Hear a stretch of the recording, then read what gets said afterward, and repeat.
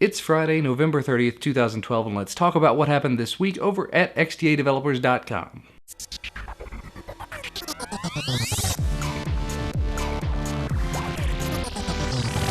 First up, a bit of good news. Over the last year or so, we've had to say more and more often that carriers are forcing these OEMs to lock the bootloaders down.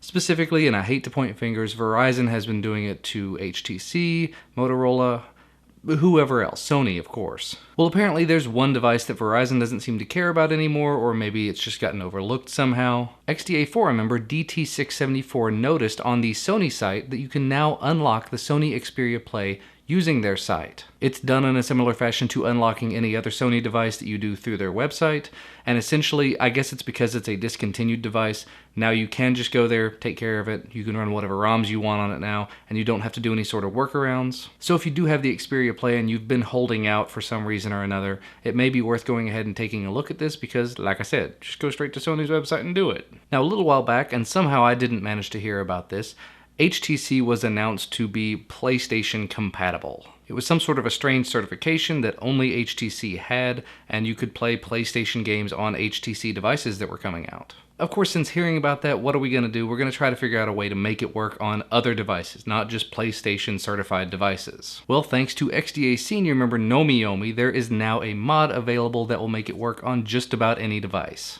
Android devices, just let me specify that. And apparently there have been other attempts at this, but they were kind of limited. They didn't necessarily work on all devices. This one has reported to be working on a lot of different devices. And essentially all you have to do is just to have a rooted device that has a custom recovery on it. You put the PlayStation mobile app on it and install it like any other app, and then download and flash some other files to your device. I don't have all the specifics on it, haven't tried it out myself yet.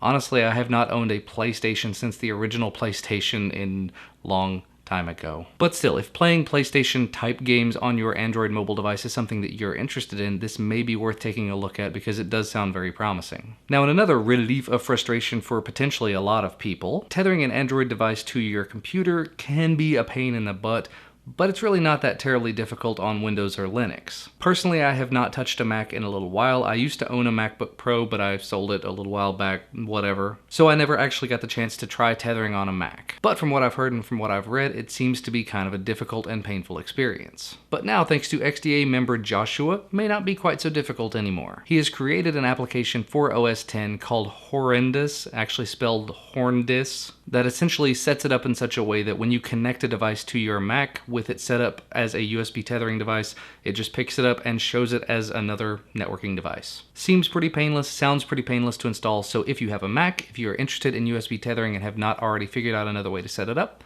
might be worth taking a look at for you. And now a little bit of information related to XDA specifically. XDA is trying out something a little bit new, starting with the Samsung Galaxy Note 2 forum. For a while now, all of the forums pretty much have had a similar layout. You've got your Q&A and your general and your development sections, more or less. But in the Galaxy Note 2 forum, they've added a developer discussion forum, which is intended for high-level developer discussion and developer discussion only. So really no Q&A stuff, no beginner stuff, only developers talking about development specifically for that device. And anything other than that will be removed, deleted, and the offender, if it is a repeat offender type thing, will actually have some sort of disciplinary something done to them. I don't know specifics on that, so please don't ask me. I'm not exactly sure what this is going to give. I guess mainly it's just going to give a sort of a clean slate where the people that are actually doing the development for that particular device can go to talk about things and not necessarily have to be answering, you know, when is it going to be done and why won't this work and why isn't this fixed yet and please fix this for me, rah, rah, rah. So I can kind of understand that part of it, but at the same time, it seems like it's kind of drawing a line in the sand and saying, if you are not of elite level developer status, you don't belong here.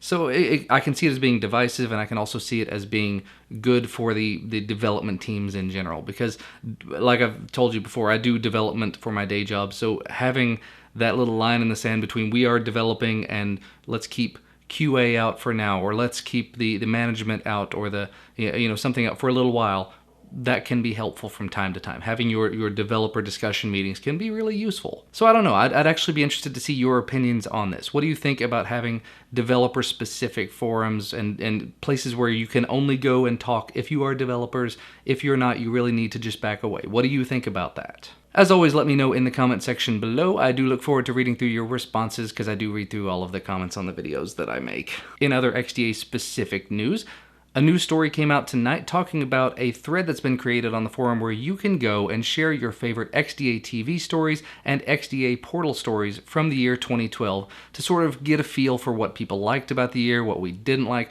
There were a huge amount of ups and downs, videos and post-wise, and just in terms of Android and Windows Phone and everything else that we talk about in general, tons of ups, tons of downs, and we really want to know what you loved, what you hated, specifically what you loved, because, you know, we want to talk about the stuff that's, you know, hard-hitting for people, what the people wanted to see to help us build for next year, and just to get a sense of what made a good impact for you guys this year. So if you have something you would like to share, do feel free to head on over to the forum thread. You can find a link to that in the portal post, which I will have in the video description with everything else. Also, if you haven't seen them already, 3 other XDA Developer TV videos have gone out this week. TK started off the video with his How to Root the Samsung Galaxy Note 2 video. Very useful stuff if you have the Galaxy Note 2, and a good way to wrap up his review and his everything else he's done related to the Galaxy Note 2. Adam filled in the middle of the week by talking all about the ways to expand the Linux-specific capabilities of Android on an Android device. And TK rounded out the week with an app review for One Power Guard, a way to save your battery for whatever else you want to do with it, ways to just make your battery last a little bit longer. But that's all I've got to say for today. As always, thank you so much for watching, and I will see you on Monday.